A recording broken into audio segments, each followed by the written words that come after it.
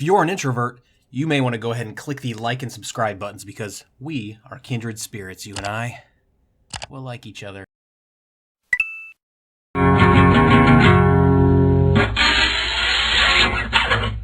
Every personality test I've ever taken has categorized me as an introvert. Why are you taking so many personality tests, Caleb? Are you worried that you might be crazy? No, I'm trying to find a way to shut you up, voice that I hear but no one else hears. You're the one who's crazy. I'm not crazy. No, I'm not. No, you are. No, you are crazy. You're crazy. You're the crazy one. In your world, I'm the voice in your head, so... That's a really good point, actually. I wanted to better understand introversion, so I read this book, Quiet, The Power of Introverts in a World That Can't Stop Talking by Suzanne Cain. I was amazed to learn that so many of my everyday behaviors are related to introversion. I prefer one-on-one conversation to group activities. True. I often prefer to express myself in writing. True. I enjoy solitude. True. I seem to care less than my peers about wealth, fame, and status. True. I dislike small talk, but I enjoy talking in depth about topics that matter to me. True. Okay, it goes on and on and on, but not even on this list, but still very introverty. I never answer the front door when someone knocks. I choose the self-checkout over the cashier line every time, even when the cashier line is shorter. And when I sit down in an airplane, I immediately put in my earbuds, even if I don't have music playing.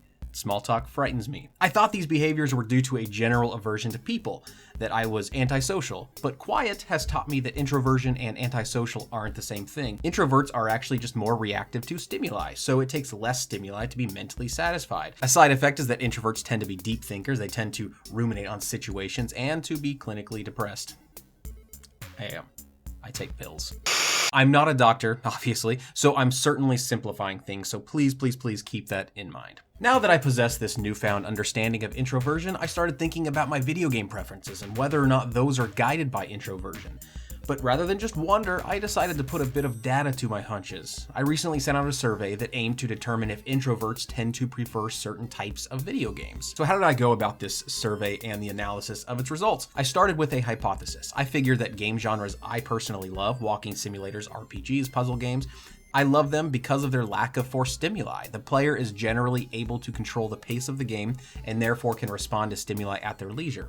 This is opposed to games like sports games, survival horror, and fighting games that generally force the player's pace. So what did I find out? Well, before I provide my results, a request. Before commenting below about all of the areas where my logic is flawed, please see the description for a list of things that I already know make my survey flawed, okay? The survey isn't about actionable science. It's more about me being a giant nerd.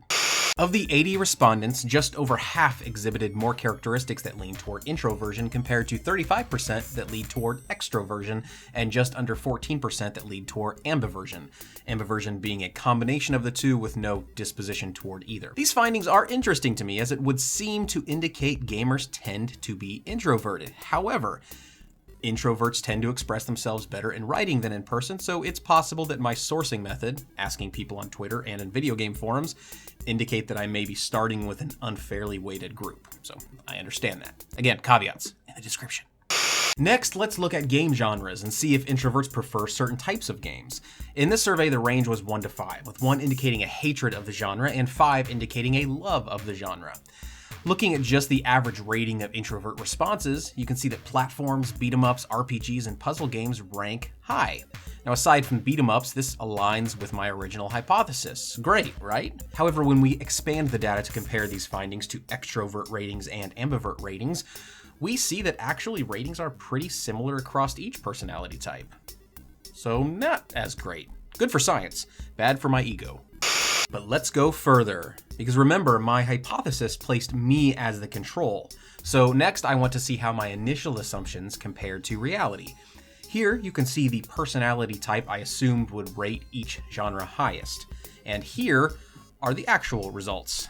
The green cells indicate where I'm correct. You can see I'm not very correct. So what does all of this mean? Well, keeping the many, many caveats in mind, please read the description for those before commenting.